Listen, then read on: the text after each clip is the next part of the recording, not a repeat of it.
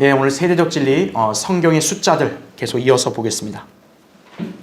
자, 이제 오늘은 숫자 10, 11, 12 성경에서 이 숫자가 주로 어떤 용도로 많이 쓰였고 또 어떤 의미를 가지고 있나 한번 살펴보겠습니다.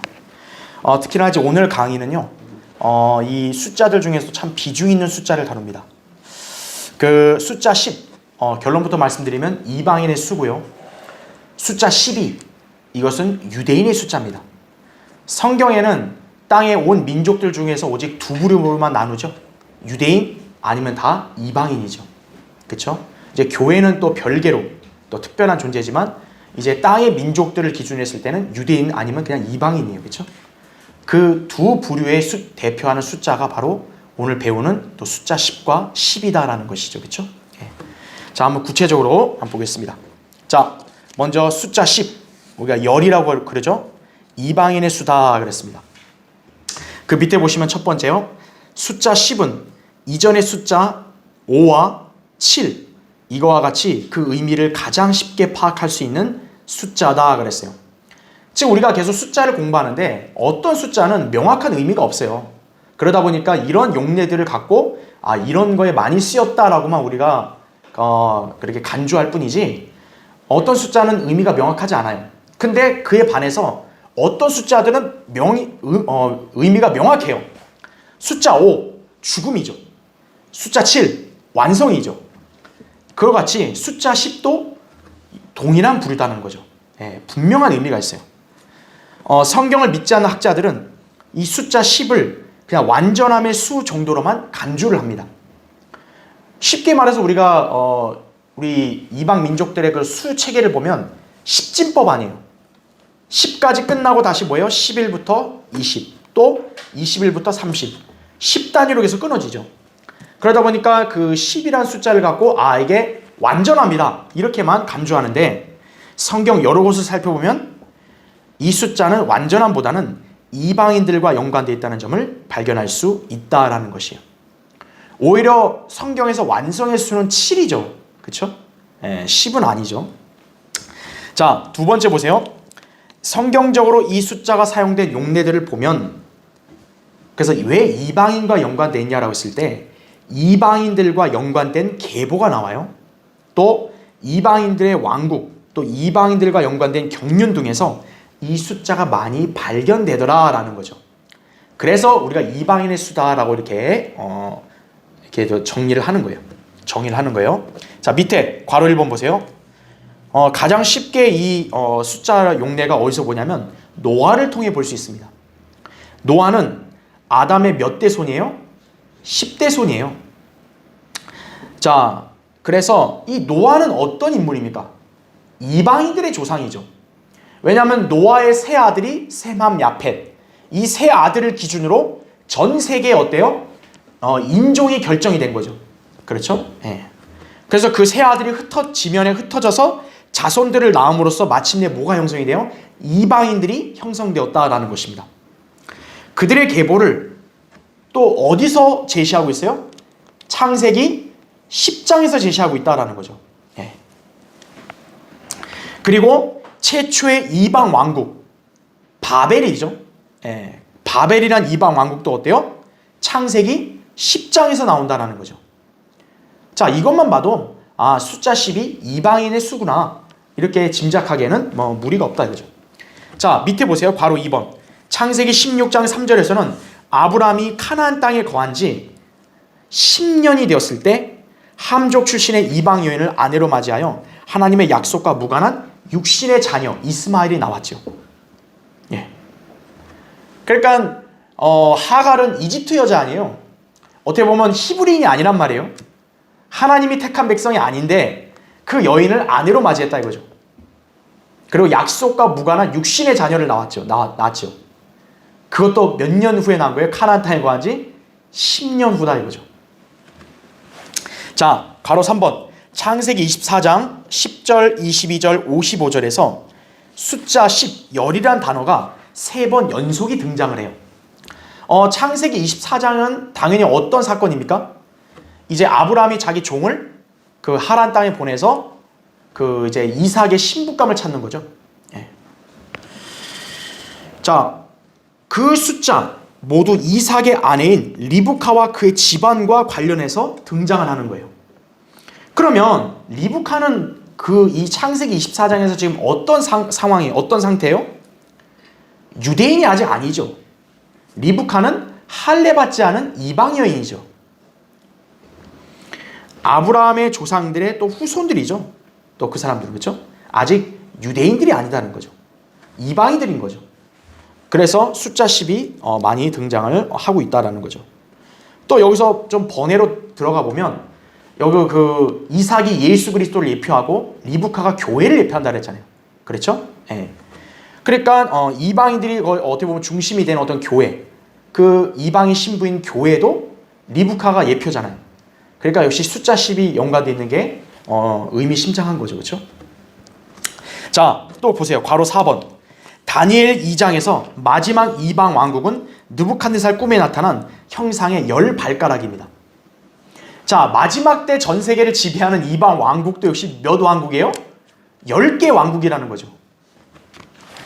다니엘 7장에서도 넷째 짐승의 머리에 나온 그 뿔도 역시 몇 개예요? 10뿔입니다.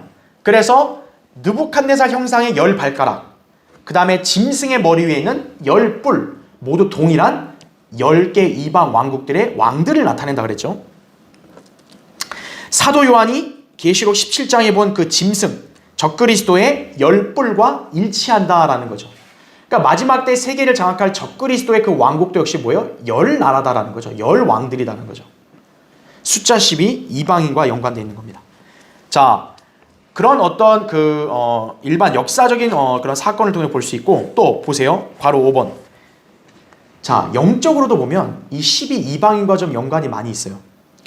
자, 신약에서 복음의 문이 이방인들에게 열리는 장은 언제예요? 사도행전 10장입니다. 여러분이 잘 이렇게 구분해서 봐야 될 거는, 물론 사도행전 10장 이전에도 이방인이 구원받은 경우가 있어요. 8장에 보면 에디오피아 내시죠. 에디오피아 내시는 분명히 신약의 그런 은혜의 복음에 따라서 구원받은 사람이에요. 그렇지만 아직 그 당시에는 복음의 문이 안 열린 거예요.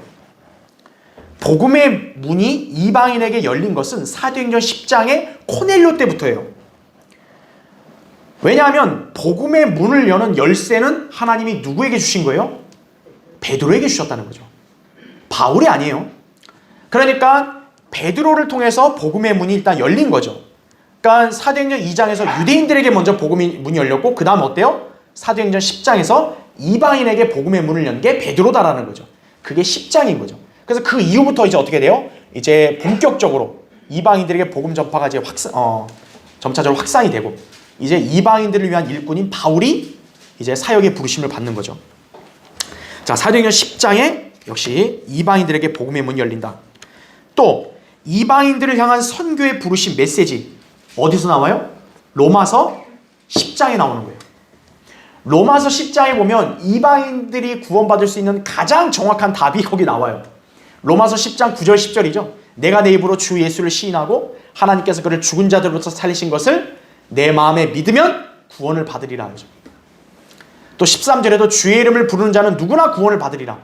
그리고 14절부터 어때요? 이제 17절까지는 복음이 어떻게 전파가 되는지 나오죠. 그렇죠? 전파하는 자가 없이 어찌 들으리요? 듣는 자가 없이 어찌 믿으리요? 그렇게 나오죠. 선교의 어떤 그런 메시지, 부르심, 로마서 10장에 나온다 이거죠. 그렇죠? 자, 또 6번째 보세요. 괄호 6번. 누가복음 19장에는 10문화의 비유가 또 나옵니다. 자, 이게 누가복음 19장 어때요? 어떤 귀인이 왕국을 받아서 오려고 먼 나라로 가고 그 사이에 10명의 종들에게 각각 한 문화씩을 주고 장사하라 그러죠. 그렇죠? 네. 그래서 그 귀인이 돌아오면 이제 그걸로 이제 결산을 보려고 그렇게 하죠. 그 비유에서 이렇게 종이 몇 명이 나와요? 10명이 나옵니다. 그리고 문화도 각각 한 문화씩 줬으니까 총 몇 문화예요? 10문화다 이거죠. 자, 이 비유가 마태복음 25장의 달란트의 비유와 좀 굉장히 유사합니다.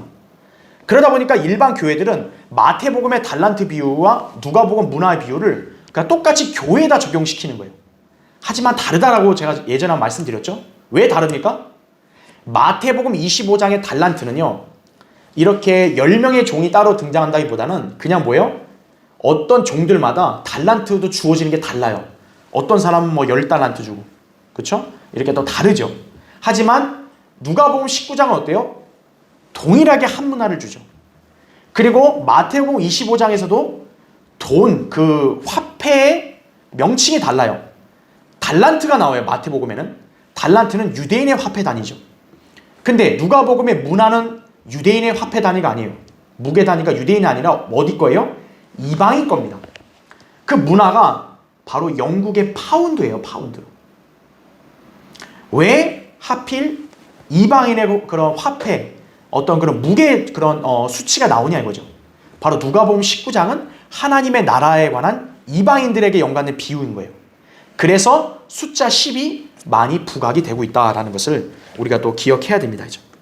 그래서 달란트 비유는 어때요? 한 달란트 받은 사람이 장사를 안 해가지고 한 달란트만 그대로 남겨놓으니까 어때요? 흑암으로 던져졌죠. 구원을 잃어버린 거죠. 하지만 누가복음의 문화에서 어때요? 한 문화만 갖고 일 안 한 사람은 그 문화를 뺏기기만 했지 그 사람이 흑암으로 가진 않았다는 거죠. 그러니까 교회 시대 하나님의 나라에 들어온 백성들은 구원을 잃어버리는 건 아니에요. 다만 유업은 잃어버릴 수 있다는 거죠. 그렇죠? 자, 그래서 그것도 역시 이방인의 수가 10이라는 걸 보여주고 있는 거다. 그죠? 자, 밑에 괄호 7번 요한계시록 10장에서는 주님께서 땅 위에 발을 딛고 서시어 이방의 왕국들을 차지하신다 그랬죠. 그것도 요한계시록 또 10장에 나와요. 이로써 숫자 10, 의심의 여지 없이 이방인들과 관련된 수다. 여러분 이렇게 보시면 되겠습니다. 자, 이제 숫자 10은 뭐 워낙 명확하기 때문에 그냥 그렇게 우리가 보면 되고요. 자, 밑에 이제 11번째 숫자 11, 11은 무슨 의미인가 보겠습니다. 자, 지금 이 숫자 11은요. 사실 제가 하기도 좀 약간 애매한 게 이게 명확한 의미가 없어요. 예. 자, 그렇다 해서 숫자를 우리가 모든 숫자를 다 알 필요는 없죠. 왜냐하면 단순한 그때 당시에 어떤 그 역사적인 어떤 그런 사건, 시간, 이런 뭐 그 양, 질 이런 거를 표시할 때 쓴 숫자는 할 필요 없잖아요. 의미가 있어야 돼요. 근데 숫자 11도 역시 약간 그런 경우거든요. 뭔가 특별한 의미가 없어요. 그런데 유독 숫자 11이 좀 부각되는 면이 좀 있기 때문에 제가 이렇게 또 그냥 하는 게 좋겠다 해서 준비를 했어요. 근데 이 숫자 11은요 명확한 의미가 없습니다. 근데 여러 용례를 보면 좀 불완전한 수다라고 보는 게 좀 맞다 싶은 거예요. 그래서 그 밑에 두 번째 보세요. 거기 숫자 11의 밑에 두 번째 성경에서 이 숫자와 연관된 부분을 찾아보면서 그 내용들을 살펴보면 뭔가 불완전한 요소들과 또 그로 인한 재앙 등을 다루는 걸 봐요. 그럴 때 이 숫자가 나오는 거죠. 자, 그래서 우리가 이 명확한 의미를 모른다면 성경의 그 구조로 한번 비교해보자 이거죠. 그 밑에 괄호 1번 보세요. 자, 성경에서 11번째 책은 어떤 책이냐? 열왕기상입니다. 우리가 숫자 11을 해야 되니까 한번 그렇게 보자 이거죠. 열왕기상이고요. 그 책의 11번째 장, 열왕기상 11번째 책이고 그 중에서 11장을 보면 바로 뭐가 나오냐? 솔로몬 왕이 우상 숭배로 변질되는 게 나와요. 그래서 어떻게 되죠? 솔로몬이 우상을 숭배하고 하나님으로부터 떠나버렸기 때문에 어때요? 하나님께서 그 열왕기상 11장에 보면 그 왕국을 나눠버리시죠. 남북을 아예 다 분열, 쪼개시죠 하나님께서. 특히 열왕기상 11장 11절 11번째 책, 11번째 장, 11번째 절에서는 솔로몬이 주께서 그와 맺으신 언약들을 지키지 않은 것에 대해서 주님께서 경고하시는 내용이에요. 그러니까 어때요? 이 11이라는 숫자를 보면 뭔가 불완전하죠. 솔로몬의 왕국이 그때 당시에 그 황금 시대를 열었다 해도 11장에 가서는 어때요? 이제 하나님께서 떠나려고 하니까 뭔가 불완전함이 보이는 거죠. 우상 숭배하고 그럼으로써 그렇죠? 그리고 주님이 그에 대해서 이제 징계하시는 것을 경고하는 내용이다 이거죠. 그러니까 성경의 11이라는 숫자 연관해서 이런 내용이 나오는 거예요. 자, 또 밑에 볼까요? 괄호 2번 성경의 11번째 장. 그러면 열왕기상 말고 맨 처음 성경책의 11장을 보자 이거죠. 창세기 11장 바로 뭐가 나옵니까? 바벨탑 사건이 등장을 하죠. 자, 인류가 하나님을 대적하는 행위가 또 11장에 나와요. 그래서 결과 어떻게 되죠? 바벨탑을 쌓을 때 인간들의 그런 목표는 뭐였어요? 인간들이 하나가 되어서 어때요? 한 곳에 모여서 저기 하나님같이 어때요? 높아지자 이거였잖아요. 하지만 그런 인간의 계획이 인간의 안목을 볼 때는 좀 완벽해 보이지만 어때요? 하나님 보실 때는 불완전하고 엉망이다, 형편없다 이거죠. 바로 지면으로 다 흩어버리시죠, 하나님께서. 네. 창세기 11장도 그런 내용이 나온다라는 거죠. 그러니까 이런 11이라는 숫자가 이런 구조로 배열된 거 보면 뭔가 이 숫자는 좋은 의미는 아니라고 보겠죠. 자, 그 다음 밑에 세 번째 보세요. 자, 제가 숫자 11이라는 것을 한번 짚고 넘어갈 이유가 바로 여기 있었던 거예요. 자, 신약에서 11이라는 숫자가 등장하는 것이 어디냐? 예수님의 12제자들 중에서 누가 빠지죠? 유다 이스카리ot이 빠집니다. 그러면서 몇 명이라 그래요? 11명의 제자라고 이렇게 말씀을 해요. 그 마태복음 28장 16절, 마가복음 16장 14절에 보면 그때 이제 어때요? 유다 이스카리ot은 이미 배반하고 자살해서 죽었죠. 그러면서 예수님이 부활하시고 나서는 뭐라 그러냐면 그 기록할 때 11제자라고 말해요. 네. 11명의 제자. 그리고 사도행전 1장 26절에도 보면 11제자라는 명칭이 나와요. 자, 그래서 이 예수님은 분명 12제자들을 부르셨단 말이에요. 그렇죠. 근데 이제 왜 12이냐 이거죠. 사실 의미가 있는 거예요. 이따 보겠지만 12는 유대인들의 숫자, 이스라엘의 숫자거든요. 그러니까 12명을 불렀는데 그 중에 한 명이 배반자 아니에요. 빠지니까 결국 11명이 남았죠. 그러면 그것으로 됐냐? 충분하지 않았다라는 거죠. 자, 그 다음 페이지 보세요. 그래서 괄호 1번 보시면 당시의 제자들은 유다 이스카리ot에 빠진 자리를 대신할 사람을 선정해야만 했었다 이거죠. 그냥 지나간 게 아니라 11제자니까 한 제자를 더 선정했어야 했다 이거죠. 그래서 마띠아가 유다의 자리를 대신하는 12번째 사도가 된 거죠. 사도행전 1장 26절에 나온 대로. 그래서 유다의 자리를 대신해서 마띠아가 제비 뽑아서 당첨이 된 거죠. 그래서 12제자가 기어코 예수님의 12사도들이 딱 거기서 이제 갖춰진 거죠. 그래서 괄호 2번 예수님께서는 마태복음 19장에서 12사도가 12보좌에 앉아서 이스라엘의 12지파를 심판할 것이라고 약속하셨어요. 베드로가 그랬잖아요. 우리는 모든 걸 버려두고 주님을 따르는데 우리 무슨 상이 있습니까? 그때 마태복음 19장 28절에 인자가 자기 영광의 보좌에 앉을 새 세대에 너희도 이스라엘 12지파를 심판한다 말씀하죠. 네. 자, 이스라엘 12지파를 심판하려면 당연히 사도들이 몇 명 있어야 돼요? 12사도가 있어야 되는데 그 중에 한 명이 마귀이자 배반자 아니에요. 빠졌죠. 11제자로는 어때요? 이 예언을 성취하기가 불완전하죠. 그러니까 12명 사도가 다시 어떻게 보면 선정이 된 거예요. 그래서 밑에 괄호 3번 보세요. 결과적으로 이 숫자 자체로 보면 11은 이방인의 숫자보다는 하나가 많죠. 분명히 이방인은 10이었잖아요. 그러니까 뭔가 10보다는 많으니까 좀 뭔가 안정적이고 뭔가 좀 이렇게 잘 됐다라고 착각하지만 어때요? 이스라엘의 숫자보다는 부족하죠. 그런 면에서 이 숫자는 불완전한 수다라고 이렇게 우리가 볼 수 있다는 거죠. 그러니까 이게 정확한 의미는 아니에요. 다만 우리가 이런 10일과 연관된 성경의 여러 용례를 보니까 좋은 내용이 나온 건 없더라 이거죠. 네, 부족하더라 이거죠. 그죠? 자, 밑에 네 번째 보세요. 이 외에도 11이라는 숫자가 만들어지는 다른 숫자들과의 조합을 생각해 봐도 그 의미가 명확하지가 않다라는 거죠. 자, 우리가 지난 시간에 그래서 9를 할 때도 그 9라는 숫자가 좀 명확하지 않으니까 조합을 봤잖아요. 11도 한번 조합을 보자 이거죠. 자, 11은 뭐하고 뭐가 합해서 나온 숫자예요? 일단 10과 1이죠. 자, 10은 무슨 수예요? 이방인의 수. 1은 하나입니다. 만약 그렇게 본다면 어때요? 이방인들이 뭔가 하나 되는 수다 이렇게 볼 수 있죠. 하지만 하나님의 관점에서 그건 함량 미달이죠. 이방인들이 모이는 거에 대해서. 자, 그렇게 볼 수도 있겠고요. 또 숫자 11은 9 더하기 2도 되죠.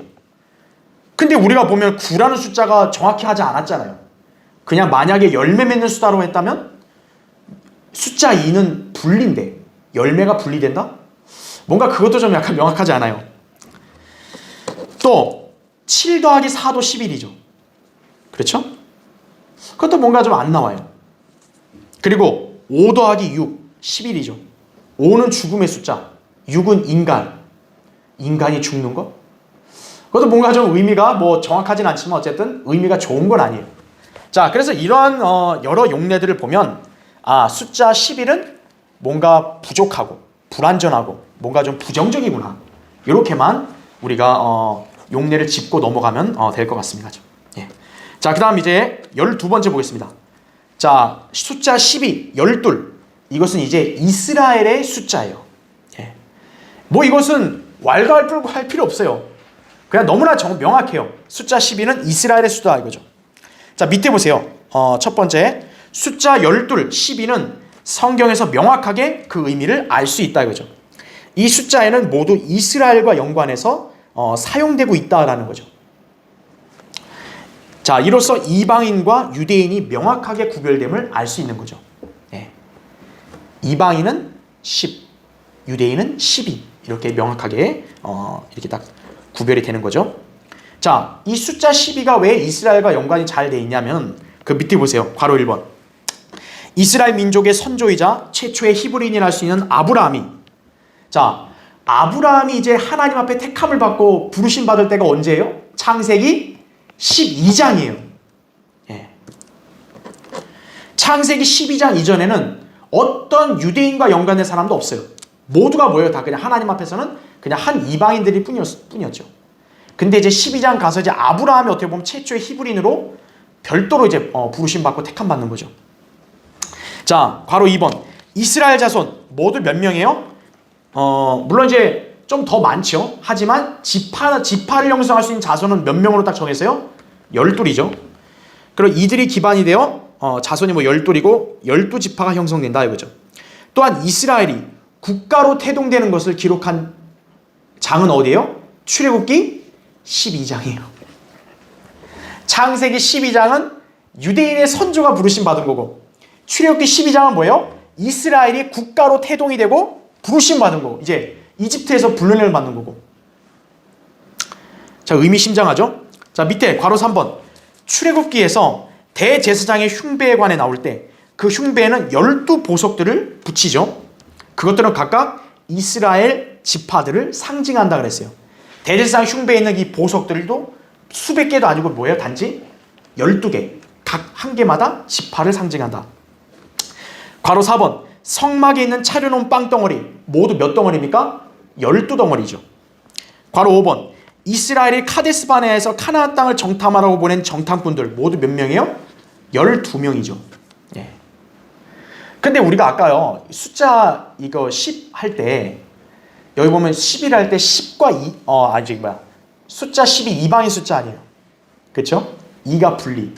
그러니까 이 이스라엘 그 10이라는 숫자를 보면 카데스바네아하고 비교해 볼 때 10과 2로 나뉘죠. 2는 믿음 있는 사람, 10은 믿음 없는 사람.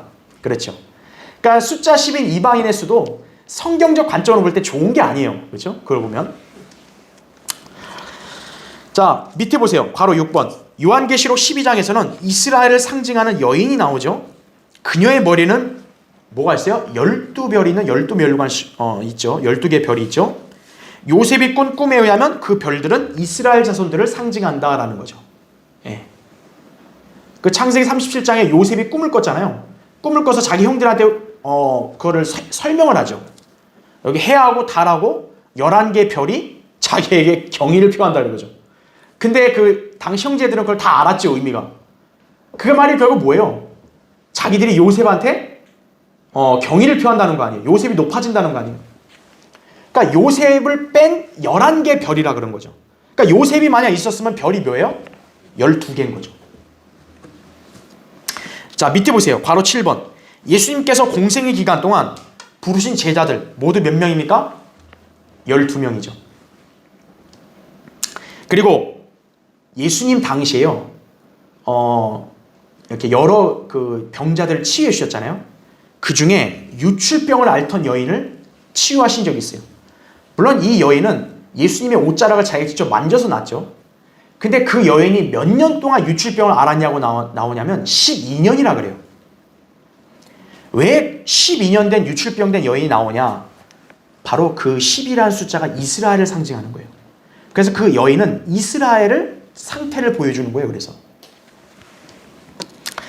또 어떤 일이 있었죠? 야이로, 회당장 야이로의 딸이 병들어서 죽었죠. 예수님이 거기 가서 그 야이로의 딸을 살리셨죠. 그 딸이 당시 몇 살이었냐면 12살이었어요. 역시 어떻게 보면 이스라엘과 연관되어 있음을 암시하고 있는 것이죠. 그렇죠? 자, 그래서 이런 성경의 용례들을 보면 이스라엘과 연관되어 있다는 걸 충분히 볼 수 있고요. 자, 두 번째가 이제 중요합니다.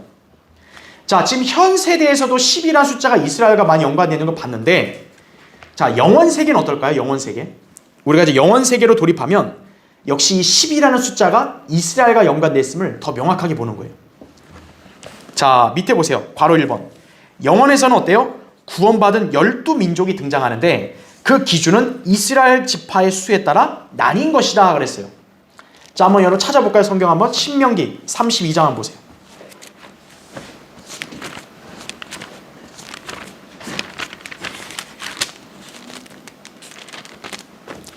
자, 신명기 32장 8절에서 9절을 볼게요.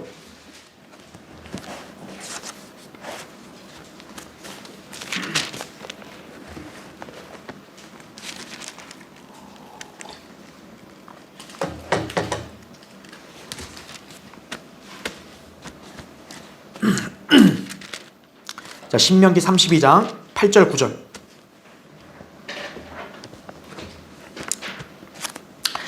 자, 보시면 지극히 높으신 분께서 민족들을 그들의 유업으로 나누셨을 때, 그분께서 아담의 아들들을 분리시키셨을 때, 그분께서는 이스라엘 자손의 수에 따라 백성들의 경계를 정하셨으니, 이렇게 말씀하고 있죠. 자, 하나님께서 이제 그 민족들의 경계를 이제 딱 정하실 때 기준을 어떻게 정하신다는 거예요? 이스라엘 자손의 수에 따라 경계를 정하신다는 거예요. 즉 이스라엘 자손이 몇 명이에요? 지파가 12지파죠. 12민족으로 나뉘는 거예요. 민족들을 나눌 때. 그래서 9절에 이는 주의 분깃은 그분의 백성이요 야곱은 그분의 유업의 목심이라 이렇게 말씀하고 있는 거죠. 그러니까 영원 세계에서는 어떻게 보면 이스라엘의 위상이 높아지는 거죠. 높으니까 이방 민족들도 그렇게 12민족으로 나뉘는 거예요. 영원 세계에서 구원받은 사람들. 그래서 거기 신명기 4장 한번 더 볼게요. 신명기 4장 19절 한번 보시면요.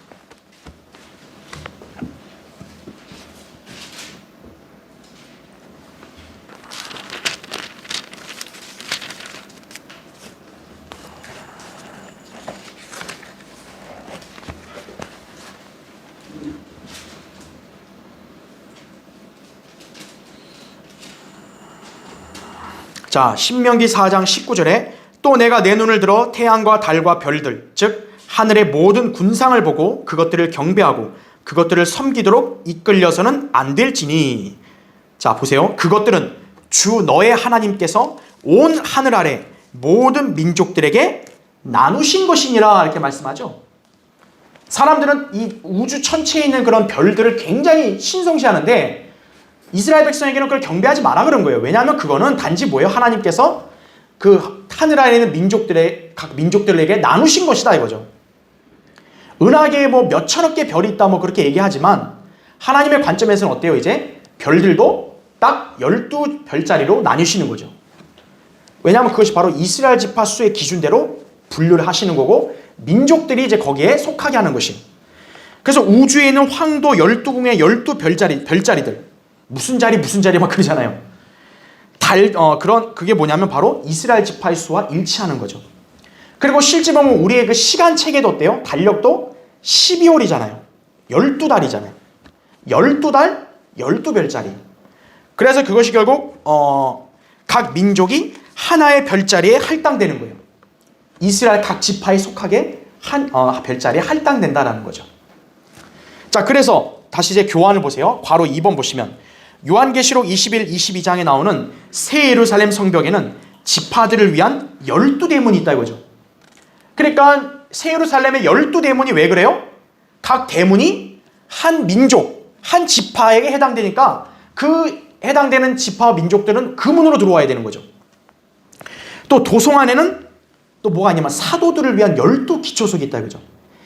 새 예루살렘에 이렇게 12개의 숫자와 연관되어 있는 구조들이 많잖아요.